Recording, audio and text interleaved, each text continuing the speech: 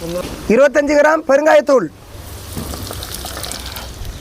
30 gram மிளகாய்த்தூள். ஏன்னா தக்காளியும் புளியும் புளிப்பாக இருக்கிறதுனால மிளகாய்த்தூள் கொஞ்சம் அதிகமாக போட்டு விடுவோம் காரத்தை இருந்தாலும். நீங்கள் உங்கள் காரத்தை இருந்தாலும் போட்டுக்கிடுங்க.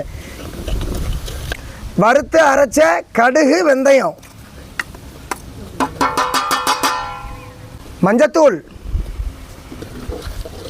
தால்சம் பண்ணியாச்சு. இனி இறக்கி வச்சிடலாம்.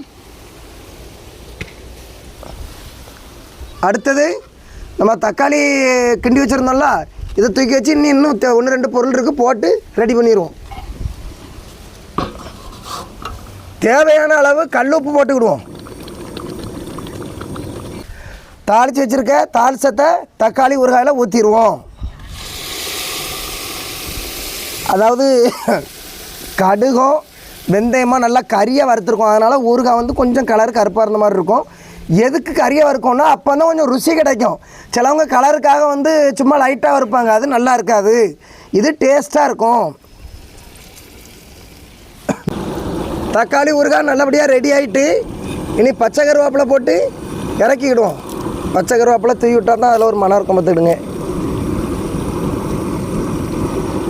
நம்ம ஸ்டைல் வந்து தக்காளி ஊறுகாய் இது தான். இந்த மாதிரி செஞ்சு பார்த்துட்டு யாருக்கெல்லாம் ஊறுகாய் பிடிக்குமோ எல்லோரும் லைக்கை போடுங்க. நன்றி. ஊறுகாய் ரெடி ஆகிட்டு வத்த குழம்பு ருசியில் இருக்குது. சாப்பிட்டு பார்த்தேன். ஊறுகாயை நீ மண்பானையில் எடுத்து வச்சுருவோம். கண்ணாடி பாட்டிலே நீங்கள் எடுத்து வச்சுக்கலாம். தண்ணி படக்கூடாது, கையும் படக்கூடாது. மரக்கரண்டி போட்டு தான் எடுக்கணும். இனி நம்ம மண்பானையில் எடுத்து வச்சுக்கிடுவோம். மண்பானையில் எடுத்து வச்சாலும் நல்லபடியாக கெட்டு போகாமல் இருக்கும். 6 மாதத்துக்கு கெட்டு போகாமல் இருக்கும். அந்தளவுக்கு சக்தி இருக்குது இதில்.